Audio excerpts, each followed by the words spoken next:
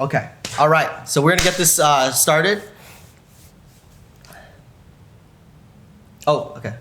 It's rolling. It's rolling, Bowie. I'm Mike Bowie, your host of Small Moment, Big Impact podcast. In this next episode, I'm interviewing the fabulous realtor, Nick Meyer, and walking through his journey, finding out the small moment that created impact on his life and his business here in the Silicon Valley.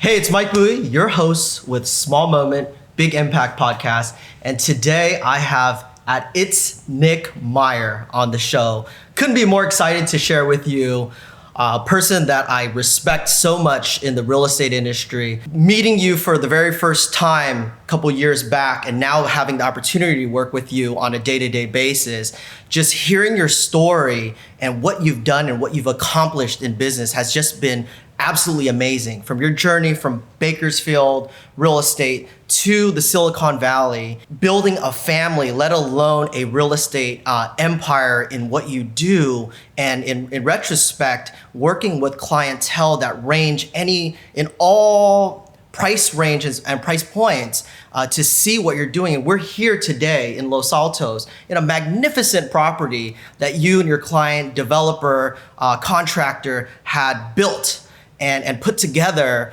Now that's on the market, 300 Cuesta Drive. It's just amazing to see where you've come from to where you are today. And that's why I'm so excited to bring you onto the Small Moment, Big Impact podcast, because I know you have a lot of information, a lot of good content and nuggets that you can share with our listeners, our viewers about your entire journey itself. So welcome, Nick Meyer. Thank you for being on the show today. Thank you, Bowie, for that awesome intro. I feel very special to be here and excited to sit down and chat with you. Yeah. He's one that is very respected in our industry, yet once you get to know him, there is this huge side of humor that may come out during this podcast. Hopefully. All right. We'll see. All right. All the dad jokes will come rolling. We'll pack the punch. Make sure that we have the beats. Dum-dum. All right. So to kind of get things started, share with me, Nick. You've been in the business now for 7 years, right? Going on 10 years. Oh, actually, I'm so sorry. Yeah. 10 years. Wow, time just flies. That's literally a decade. So before you got into the real estate business, what were you doing pre-real estate? Pre-real estate, I was in sales for AT&T. And made the transition in 2009 to real estate. I joined my aunt's team. She was a very successful real estate agent down in Bakersfield, California. Awesome. And so I've always had an affinity for properties, buildings, real estate architecture. And so I felt like the natural progression was to get into real estate. And so I joined her team at a time that was just like, everyone told me it was the worst time possible, but it was 2009, right after the crash. And this is Bakersfield. So when I say crash, I mean crash. Yeah. And but it was a great time to get in the business, learn, not pick up any bad habits that agents from the prior years had developed and implemented into the industry. So that's kind of my initial start. So break that down. When you say there was a downturn in 2009, what were the property prices down in Bakersfield? You had to sell a lot of property in order to eat. Right. So my first sale was $103,000. Woohoo! In Arvin, California, to a really nice new family. And my lowest price point was $78,000. And this was a 1,300 square foot home, which would be equivalent to about, I would say, $950 here. Wow. And it's unbelievable. At the time, I didn't think about those price points. Like that was just reality. Yeah. And that's just what was normal for that area. Fast forward right now, we're sitting in a beautiful home share with us just the details of this property. So this wonderful home is in Los Altos. Okay. It's a 10-minute walk to the charming 1950s style village that they have. The home itself is 3,395 square feet, 5 bedrooms, 4.5 bathrooms, custom built. I like to call it a modern Mediterranean or a transitional Mediterranean, right, because it's has some flair of modern, but still has that rustic charm to it. Yeah, definitely. And it's listed on the market for We're on the market for $3,800,000, which is unrivaled in price for the location, amenities, size here in Los Altos. 3.8 million. So circle back to when we're talking about Bakersfield prices and your first sale at $78,000 and now selling homes, this home here, that's $3.8 million. What's the difference between selling a $78,000 home versus $3.8 million home? Well, it's a huge difference. It's a lot more time, a lot more effort, a lot more focus. It's not necessarily different on the way you work with the client, I would say. The level of business that I bring to my clients is the same regardless of the price point, but just the level of preparation is a lot different. For this particular property, this has been almost a year in the work for myself, from when I took over this listing from a previous agent who wasn't able to sell it back at the height of the market especially. And so it's just a lot more prep, a lot more dedication, and a lot more focus and energy. You have to keep that energy up for yourself to stay motivated, and for the client as well, to keep them going through the process regardless of all the things that are out of their control. Yeah, because at the end of the day, the clients don't change. Right. It's the properties. And being in real estate myself, always looking at different price points, always trying to attain the next biggest listing or best listing there. At the end of the day, our client is our client. And it's a lifestyle type thing, wherever they want to go, wherever they want to buy. And I definitely see that in your business, because you sell homes in all sorts, all different ranges. But to see that now you're specializing in a certain area or certain price point, it's amazing to see that transition just within 10 years there. So when you were in Bakersfield, how long did you work a part of the team there before you transitioned to selling real estate in the Silicon Valley? So I was a part of that team for 2 years. And between those 2 years, collectively, the team did around 120 transactions. Wow. And so after that 2 years, I actually moved to Sacramento for a hot minute.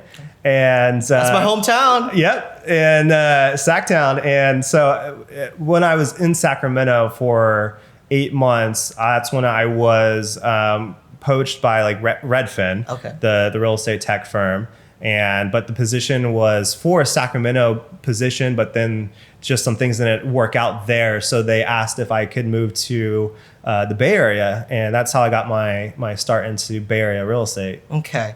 And moving, I know it takes a lot to move from one location where you grew up in to another location, and then to one of the most competitive areas in all of the world, I would have to say. How was your support group? How was your tribe or your village behind you? Share with me a little bit about that transition, who was with you and all. Yeah, so I mean, I don't think anyone wishes anyone to get into real estate. Let's just put that out there. Yeah. I didn't necessarily have the most supportive family in that regards, I would say. It wasn't like they highly discouraged me from it. It wasn't, but it was more like, oh, okay. And even though my aunt that I had joined was very successful, it was still kind of like, yeah, we'll see how long this lasts. You're getting into real estate. In 2009. Yeah. Well, whenever there is a downturn, there's always opportunity. Right. And when you're at that base level of 2009, because I got it started roughly around the same time too as well, doing a thing called short sales that were by no means short whatsoever. Right. It became the longest transactions ever. When you talk about career listings, take on a short sale and with multiple lenders, and then you'll see that is the longest sale ever. But at the end of the day, we go and we grind the axe and we work through it to get it done. So when you moved, were you in a relationship? Did you have a girlfriend, wife at the time? It's hard to just move around alone. Sure. Yeah. I mean, I was 24 years old, immature. I was in a relationship in Bakersfield. Okay. And I just wasn't feeling it down there. I just didn't want to be there anymore. And so we broke up, and because I just wasn't the right mindset to be in a relationship and, cultivate that business that I had down there, and I want to get out. So I moved, and then roughly a year later, I was like, what a stupid decision that I made. And so called her back up, took a lot of begging and pleading, and she had moved out of Bakersfield as well at that point, and was growing her career, and had moved to Bloomington, Indiana. And that's a big change too. For sure. We both made big changes. And so I invited her out to a family vacation in Lake Tahoe, and basically we were back together somewhat at that point. And I would say it was 4 months later, she moved out here to San Jose with me, and been married now for 6 years. Congratulations. Thank you. It's an amazing journey how you're able to actually go back, accept the mistakes. Oh, and that is like the hardest thing for this guy to do. But I owned it. I owned my mistakes, and she forgave me, and you're able to move forward from that. So fast forward till today. Now you two have two beautiful children. Thank you. A business worth owning and running at the same time, right? Because being in real estate is not just buying and selling real estate for your clients. It's a true business. It is a business. And a lot of people who are outside looking into our industry, and it's terrible that we have that stigma that we're just like used cars salesmen, not to knock anybody in sales whatsoever. That's the stigma. And I remember when I got into real estate, there were a lot of people saying, wow, you're getting into real estate. And I from our conversation here, I see that's what your take was. How did that change? How does your family members and your friends now see you as a top performing agent within the Silicon Valley, having a beautiful family, two young children, a new baby actually. Share with us what their perspective of you is now today. I mean, interesting question. With regards to family, I think I keep a lot of my business guarded. I don't really shout from the rooftops of what I do as much as I really should. Yeah. You're a secret agent still. Yeah. And I feel like it's one of those things where I try to keep it calm. It's easy to get kind of like braggadocious in this business. Of course. And so I try to keep it mellow, but there's probably some aspects that a lot of my family doesn't even realize of my life up here in Silicon Valley, because they're not local, they're not present, they're not involved every day. Yeah. And so I think they're starting to slowly see that side of things, but it's still a work in progress, actually. Wow. Okay. Yeah. And so when we're talking about the business aspect itself, how do you run your day-to-day business? Because as a business owner in real estate, you have marketing, you have advertising, you have client-facing consultations, sure, and then you have the actual doing the business of real estate that it's not glorified on television, right, which is the transactional documents, the due diligence process. Walk us through a day in the life of Nick Meyer, like Q1 of 2018, or even before that. How do you prep? Or how do you balance and how do you make that work? Scheduling, time blocking. It's I would say the most critical thing to keep yourself focused, energized, and to not get burnout. I think because we are independent business owners, so there's lots of flexibility that goes with that. So regardless if you're busy or not busy, you have to stay focused. And I think you could get burned out in either direction. Because if you're not busy and you're not staying focused and making calls and connecting with people, then you start letting that flexibility get to you, and then you have to play catch up. And then that's not fun catch up. That's not fun work. But then on the opposite end of the spectrum, if you're too busy and you're not staying focused with time blocking and managing it all correctly, then again, it's a catch up game, and it's not focusing on what you really should be focusing on. Okay. So scheduling is something that's huge for you. And working with you, I've realized that you are a man of apps. Right, right. There's an app literally for everything. I don't even know if it actually makes my life easier, but I have an app for everything. Okay. So in the business, in the real estate business realm, what are the top apps that you're using that helps you with scheduling, for one? Mainly just Google Calendar. Okay. I mean, creating different calendars for transactions. So when a new transaction comes up, I create a calendar just for that. And I put in all the key dates and reminders and tasks, everything that's involved with that to stay organized. So really just calendaring. Simple Google Calendar is my main focus.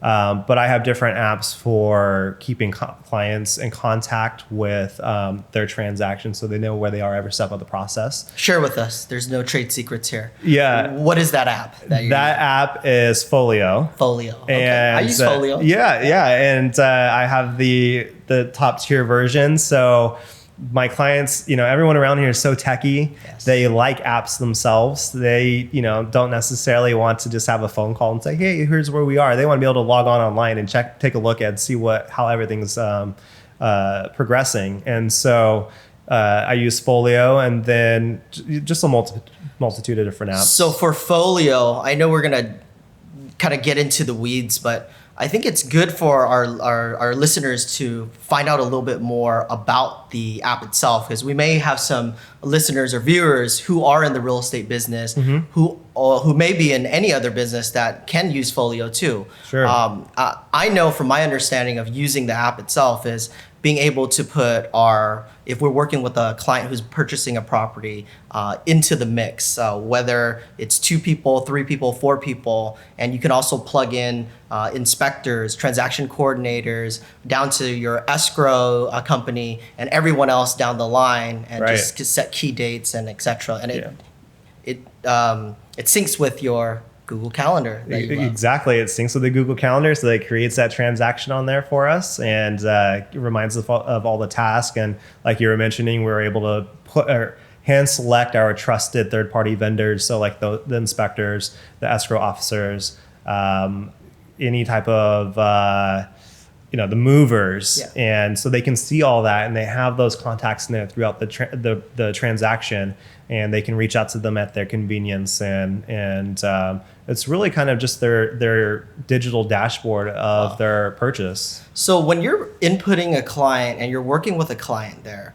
I'd love to hear the type of experience level that they are having while working with you and the efficiencies.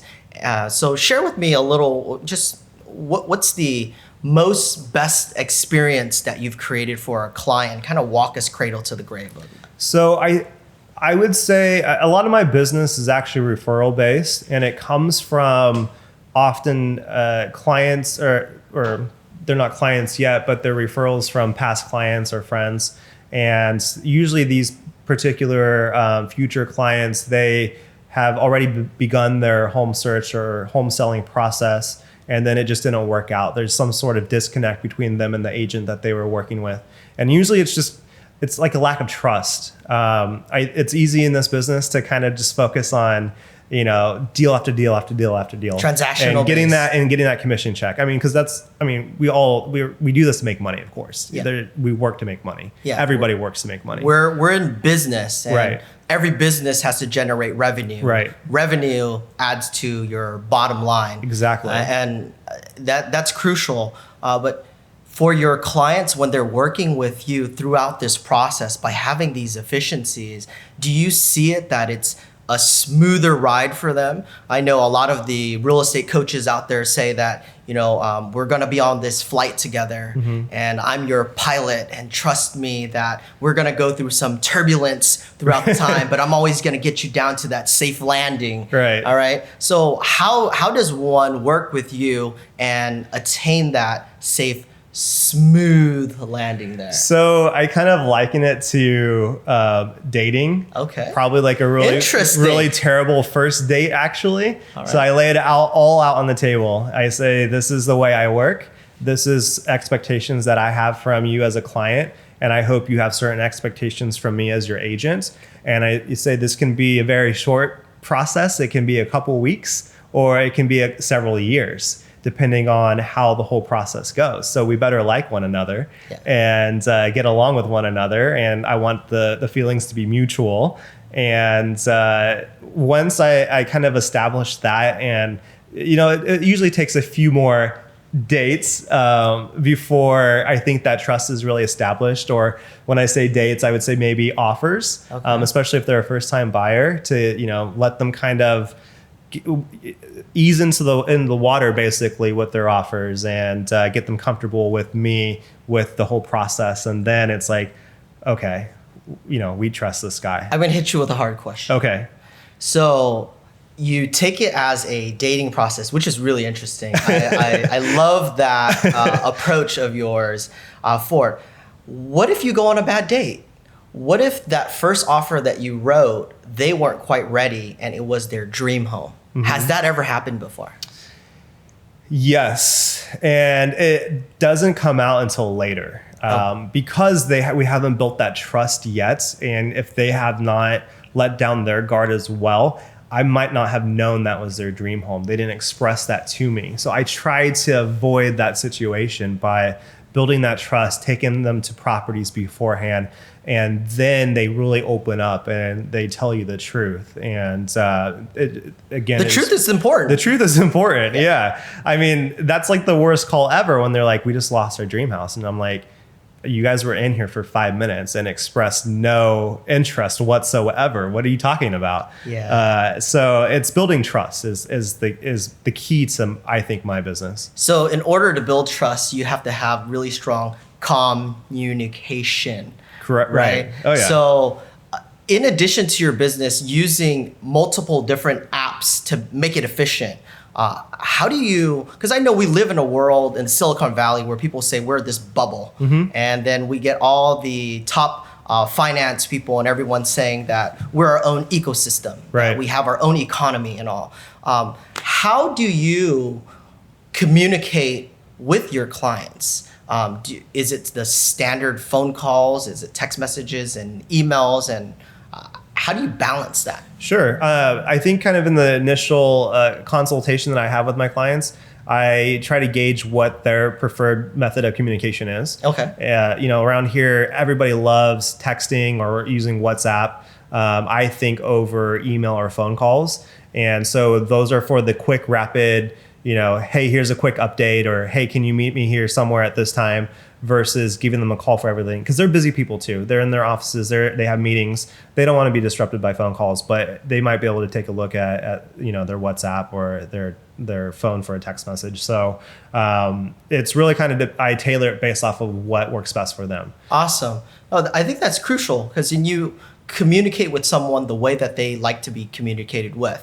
And you turned me onto an app that I just can't stop using, and it's called Spike. Oh. How did you even hear about this app, or how did you find out about it? And tell me a little bit more about how you're using that.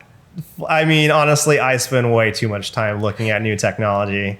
But it's something I like doing. It's kind of like maybe somewhat of a stress release. It's like mentally blocking everything else out, just taking a look and seeing what else is out there, what's new and fresh and fun to use, and hopefully makes life a little bit easier.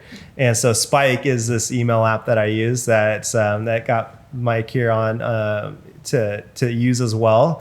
And it's email, but it's condensed into like a text format. So it just keeps it clean, clear, concise, and it makes it fun to use and email people back. I think it's probably all mental, honestly, but because emails I think could be a little daunting. Yeah, it cuts out all of the signatures. Right. For those of you who are in the real estate industry, and everyone has a really big, massive signature with all their information on there and everything, to where when you're looking at a thread of 35 emails that are going back and forth, you're just thinking, okay, I have to scroll through all this. I know through Google and other email providers that it can kind of truncate it down, but by far nothing like Spike, where it just takes it down to their name. And what did they call it? Alphabet soup, after the realtor's name, because they have all their designations.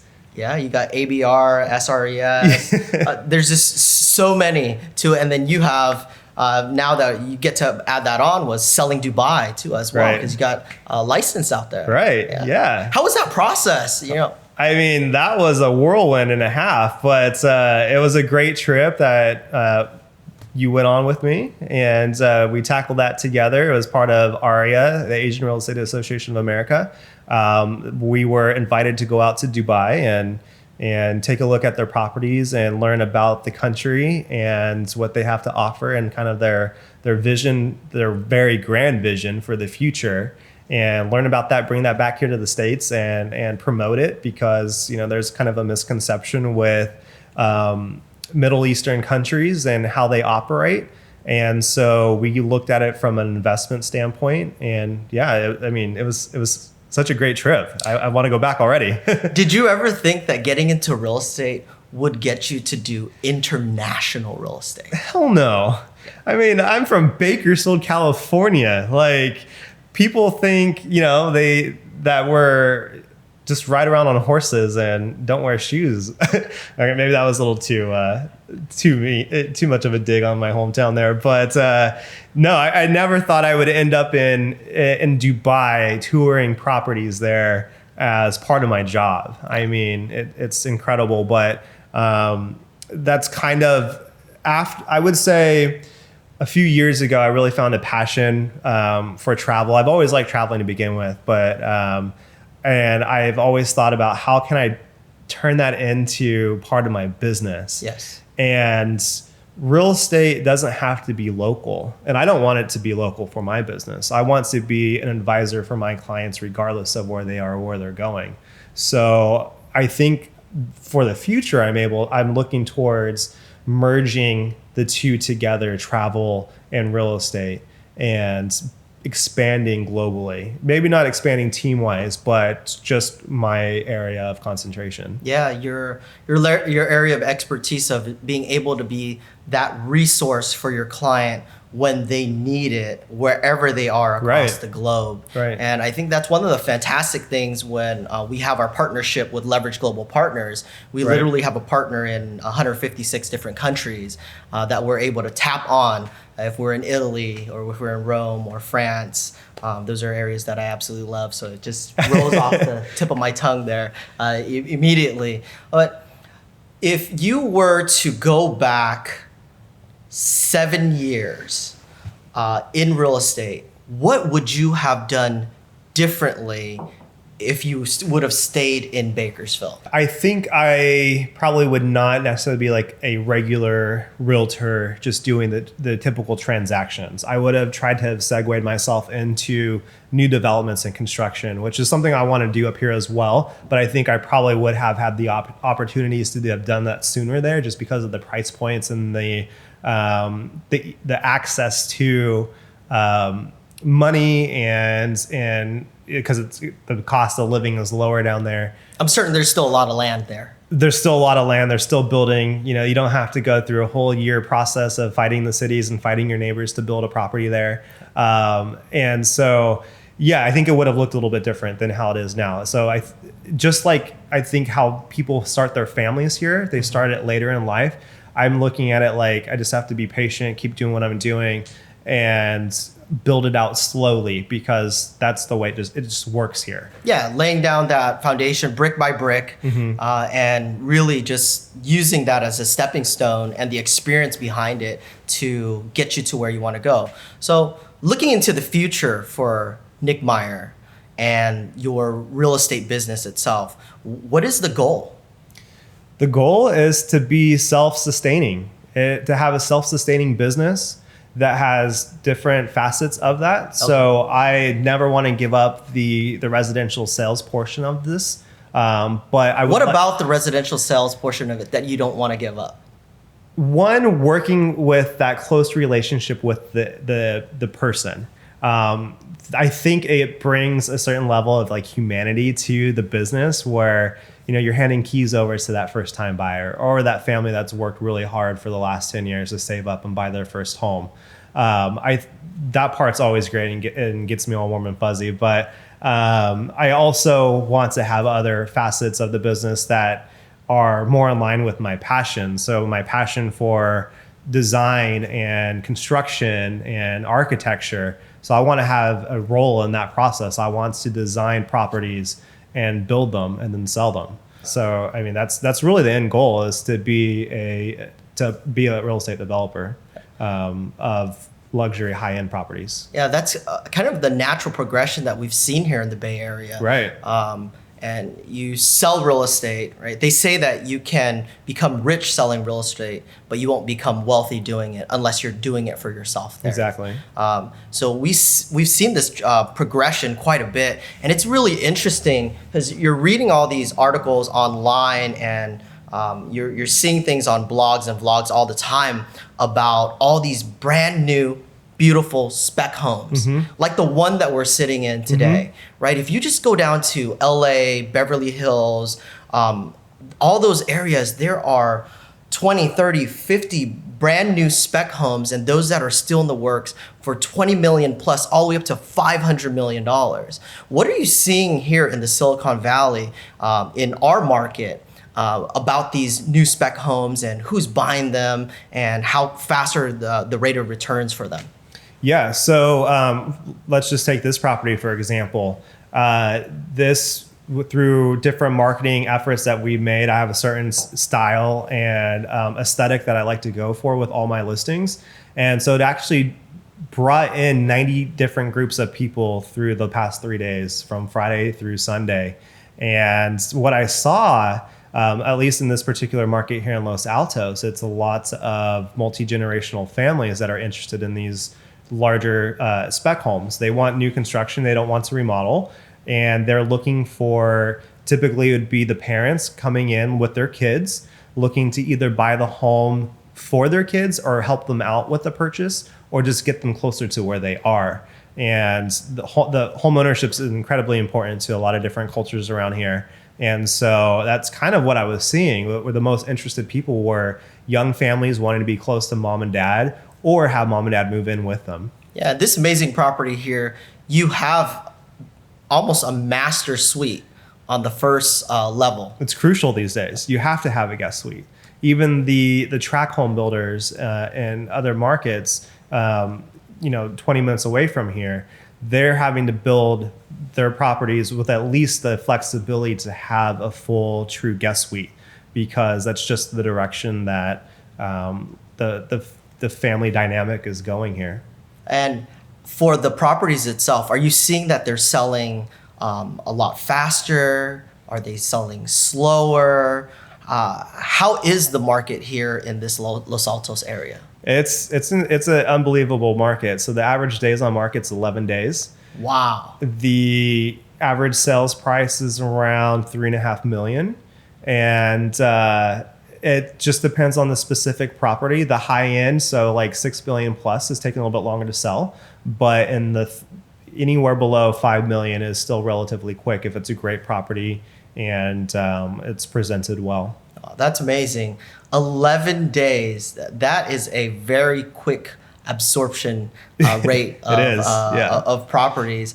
And that's why when we're reading these articles, or we're seeing all these things that are on the internet or the news channels, would you say that they're almost always late?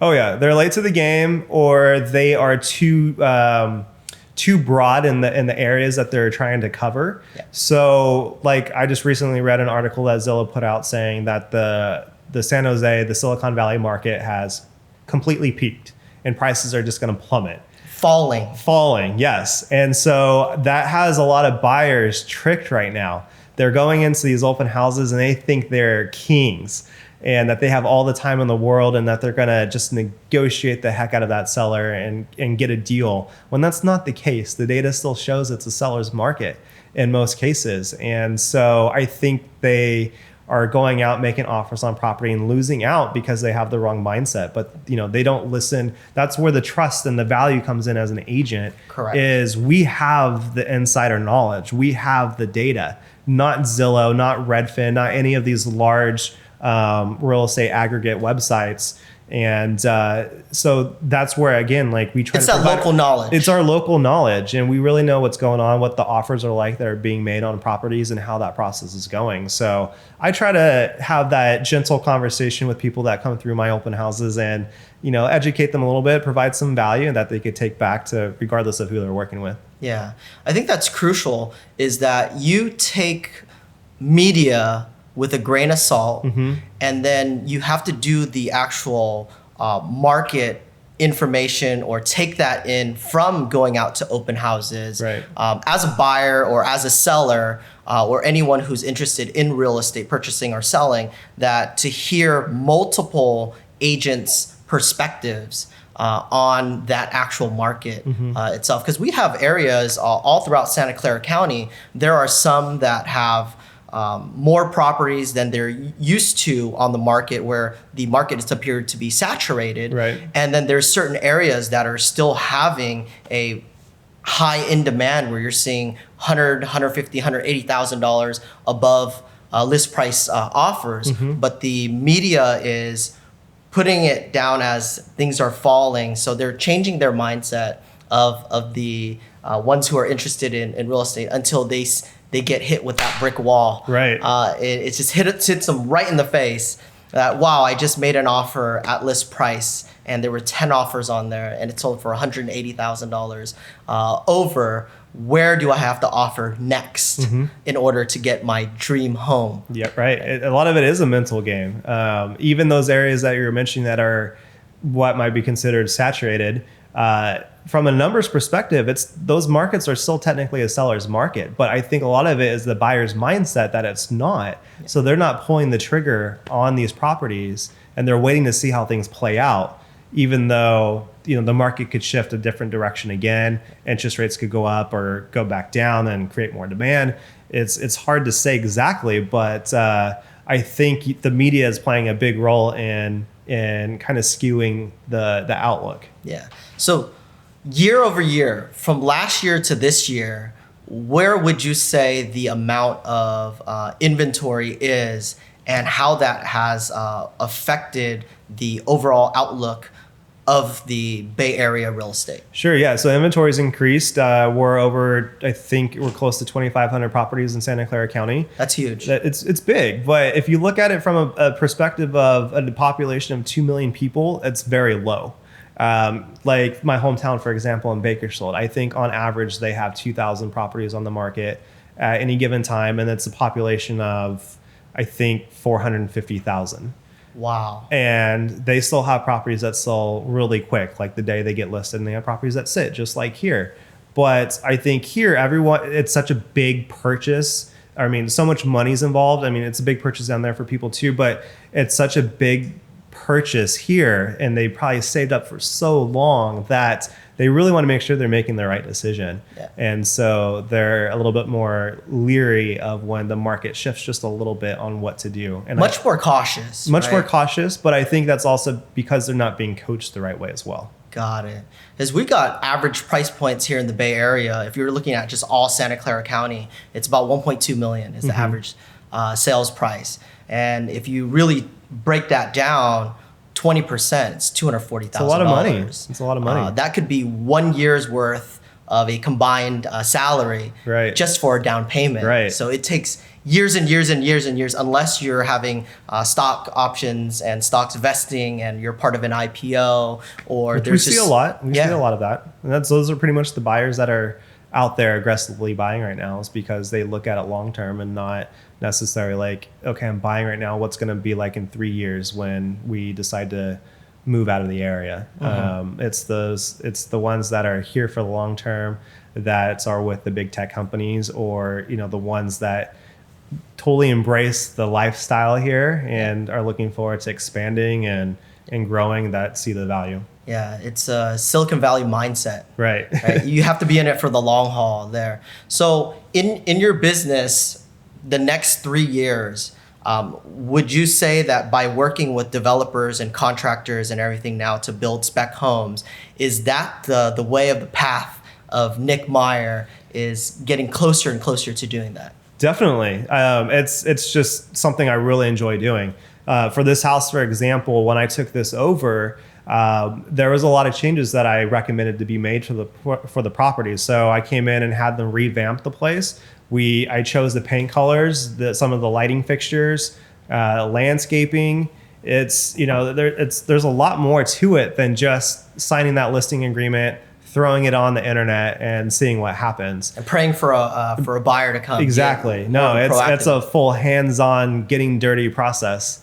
And that's what I love about it. And plus, it kind of allows me to bring out like the creative side in me by making these choices and helping them make the selections and having some role in the design aspect of it. Okay. And so doing all this in your business on a day-to-day basis and just really growing your business itself and being a family man too at home, how do you strike that balance between, because I know you have young ones. How old are they? 2.5 years old. My son Conrad is 2.5 years old. My daughter Carly she'll be 6 months this week. Wow. And it's tough. I mean, it's all about the zip fizz right now. You and your zip fizz.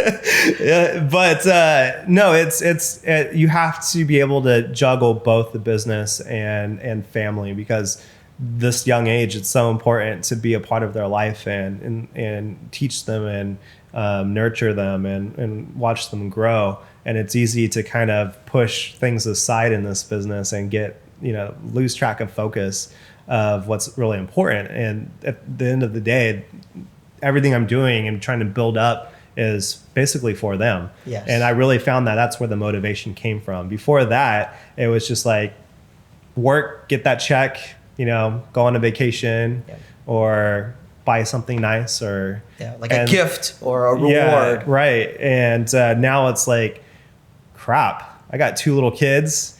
It's expensive living here. Yeah. They're going to have tuitions and sports that they're going to be involved in and all the stuff that is involved with that and traveling. And so it's a whole new like concentration and focus and goal basically. And it's just to make sure they have the best life possible. Yeah, you want to be able to provide for them. So the theme of our podcast is small moment, big impact. And kind of hearing your story, your journey in real estate, where you started, where you are at today, what you're looking to do in the future. Mm-hmm. What would you say is that small moment for Nick Meyer that made a big impact in your life and your business? So, I mean, I don't know if I would necessarily call it a small moment, but I would say it led to a bigger impact of what I'm doing now. Is right after high school, I went away to UC Santa Barbara, but realized that the money wasn't there to pay for it for the entire time. So I'm already saddled in student loan debt, and it's just not the path that I wanted to go down. So that's when I moved back to Bakersfield, did a few different sales types jobs. And because unfortunately at that point in time, the job force market was terrible, and especially for someone who didn't finish school. And so that's when I looked into real estate. I was afraid to kind of make that leap into it because I always looked at it like it's something that's old and stodgy, and no one wants to work with a young person who doesn't know what they're doing. And that's how I looked at it. It was kind of just personal insecurities, I guess. And so that when I finally made the leap into it and decided to follow a passion of properties and architecture and being surrounded in that environment, and being personally, I'm an introvert, and I never thought it would work out in this business. But when I joined my aunt's team, she's an introvert as well, but she was consistently one of the #1 agents in the area. And I think it's that moment, seeing that kind of all together, has what's made the big impact on me, is knowing that I can move forward and do this. And during those series of moments, was it where you're building a mindset or creating the Nick Meyer 2.0 that you are today, that you're able to actually take that leap of faith and really just muscle through it in order to get there? Yeah, I mean, it was rough at the beginning. Even doing real estate down there at the price points that we were working with, you had to do a lot of deals to make any money. And then I was on a team, so of course I was split on what was coming in. So it was like a lot of work for no money. And I just thought like this Grand experience though. Great experience for sure. And then especially making that leap to move out of the area that I was familiar with the most and moving into a market that I had no idea how it works and having to learn the ropes and the nuances of how things work in that area was honestly eye-opening. Once I got past that, it was like, it's good. You can do anything. You're able to withstand. You're able to withstand it. And sure, I probably racked up lots of credit card debt for a while to get going, but you have to make that bold move to do it. Otherwise, it's not going to happen. Yeah, you have to go bold. You can't be afraid. Yeah. And that's something that I was always very insecure about. And I'm still working on it. Luckily, I have a very supportive wife who,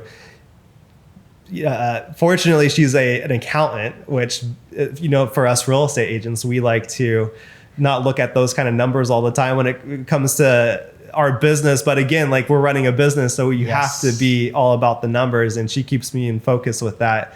But we also take very calculated risk on making new efforts or new strategies. Yeah.